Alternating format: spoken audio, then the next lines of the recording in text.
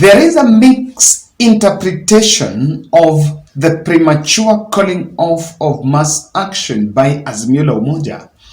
The mass action that was supposed to be held this Thursday, while the government side suddenly have seemed to be portraying an approach that they are ready for the talks and everything.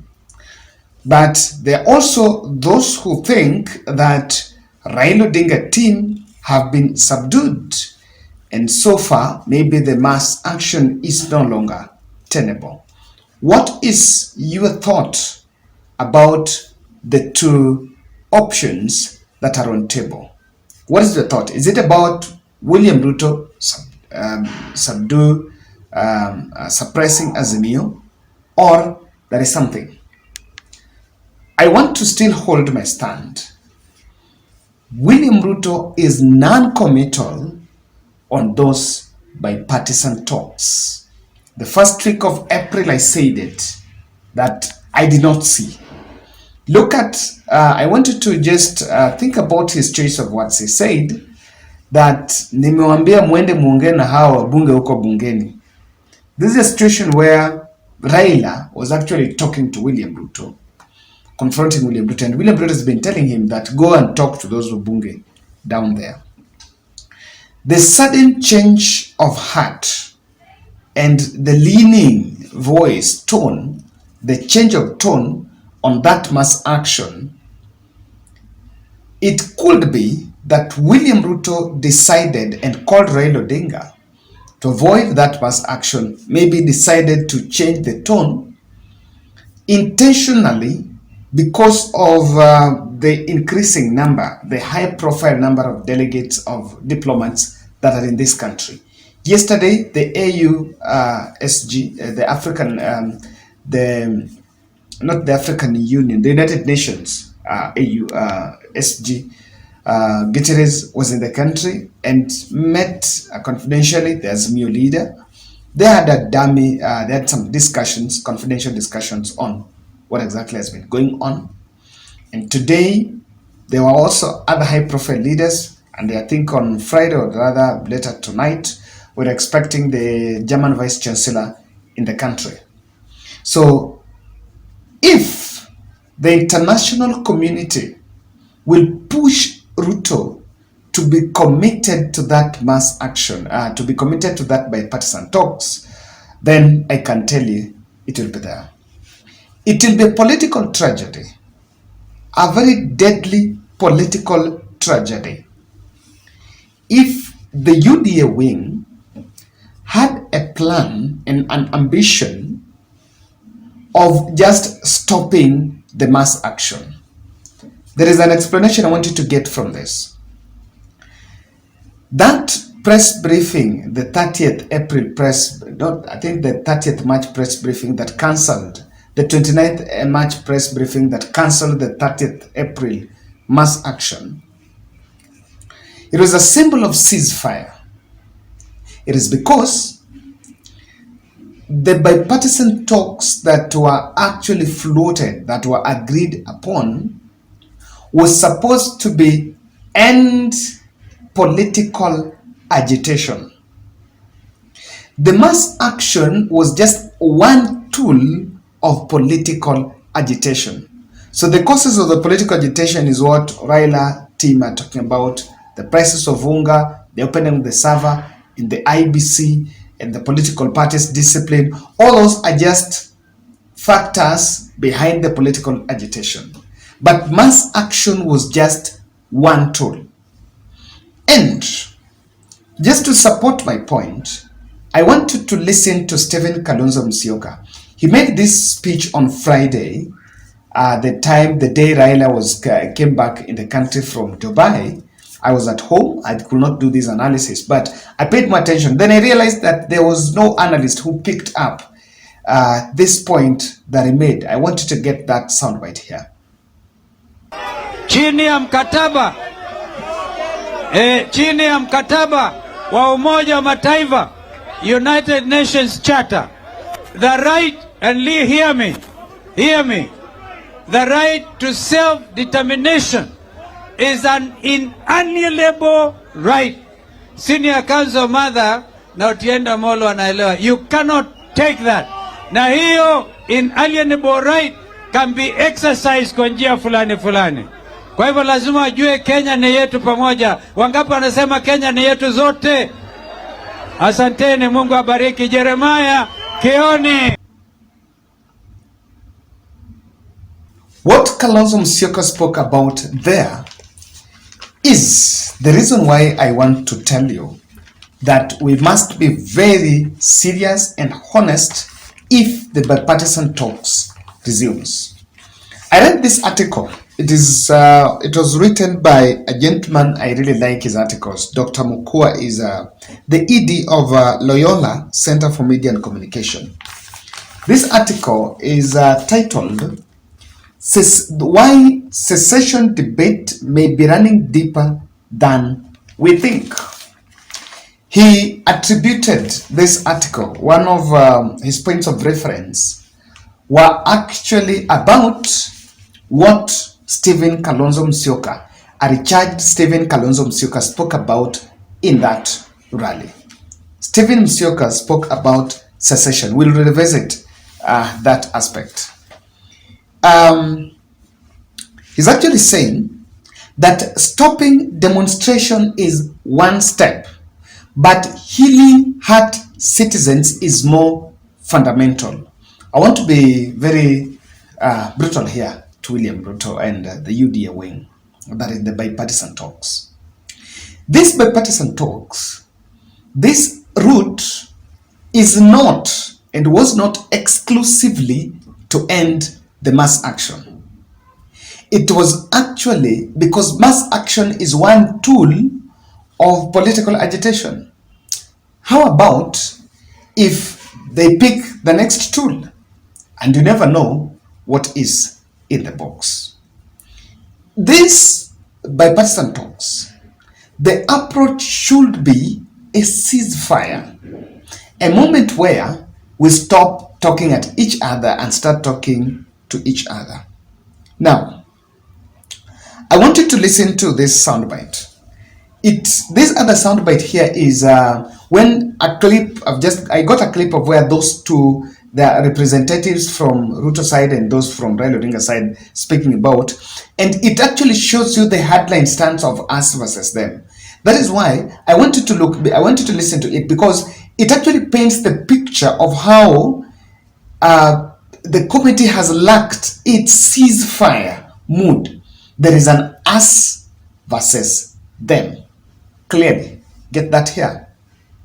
If they insist that they will be demonstrating as we talk, then it defeats the purpose.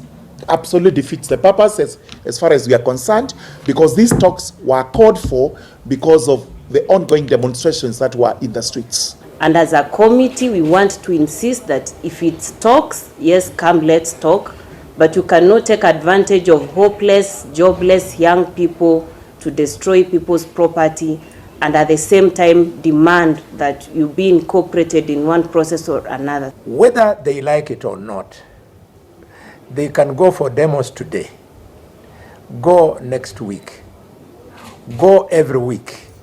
We have suspended the talks because the inclusion of the Honorable Kainan goes to the principles of the very things we are supposed to discuss. For us as a team, as long as they confirm to us that the Honorable Kainan has been withdrawn, we will resume the talks immediately. The question of demonstration is a different question. It's not on the table for us. That is a matter that is to be discussed at the level of the principle and the constitution and other things.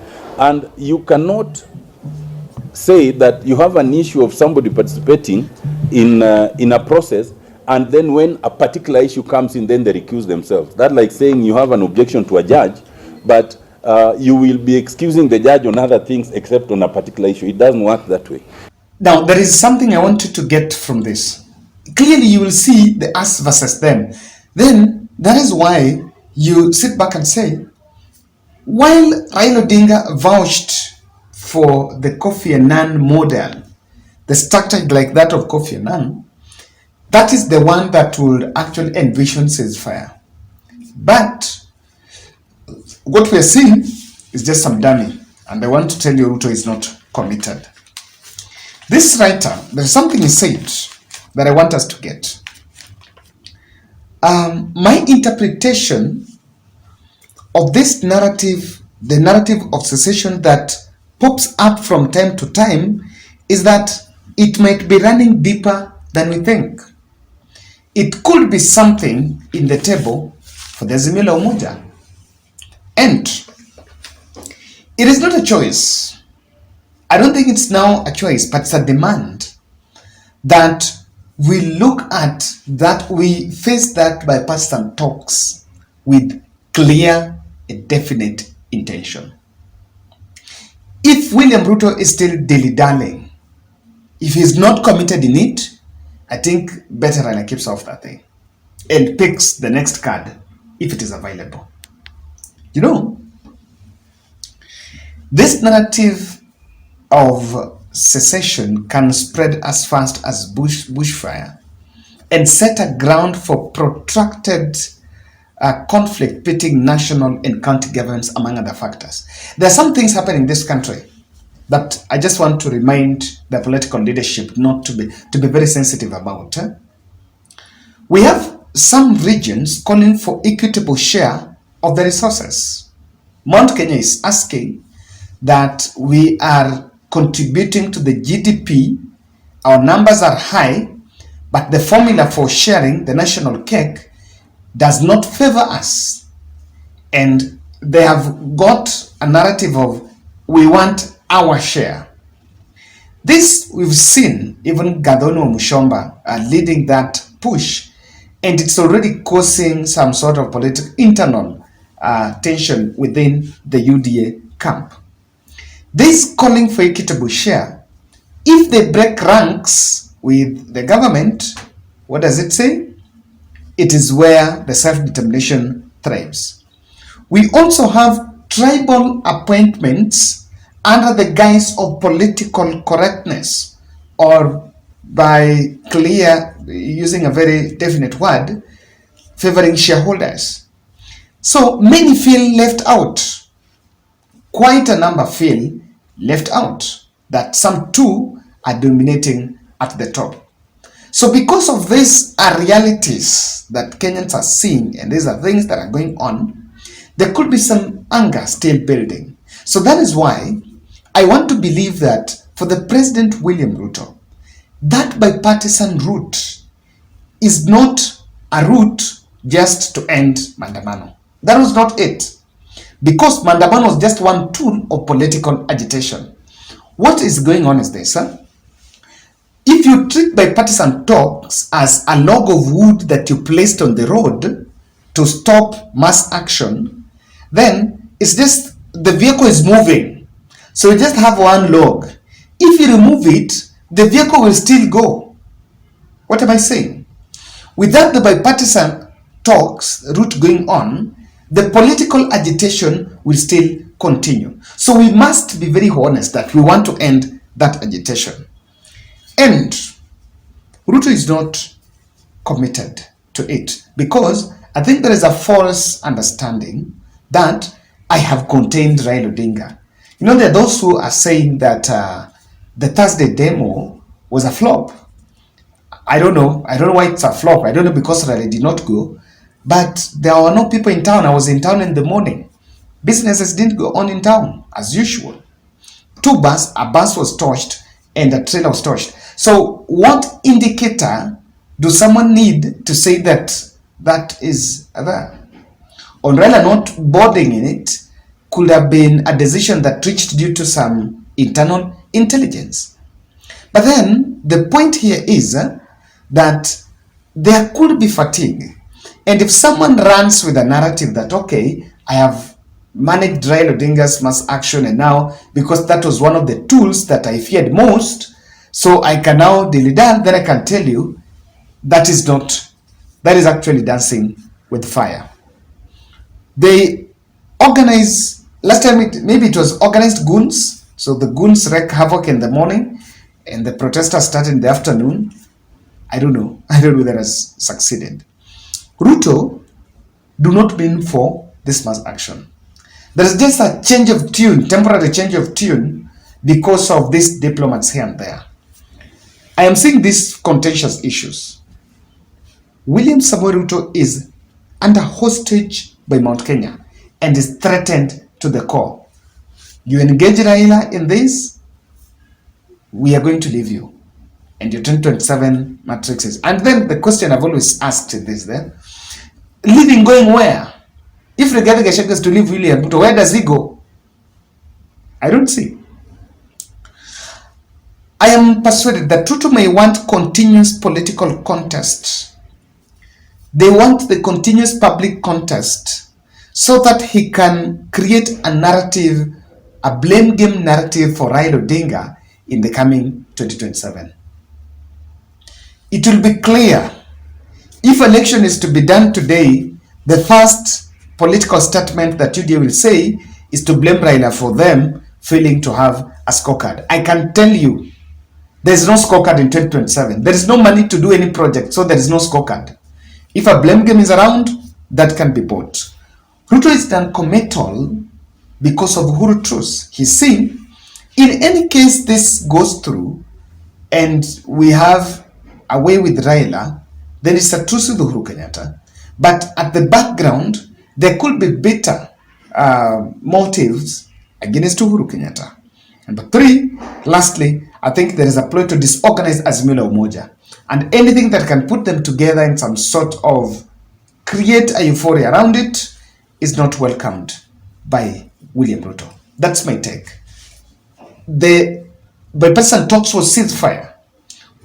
Without ceasefire, we are not heading anywhere. If we are still going to us versus them, let's wait and see.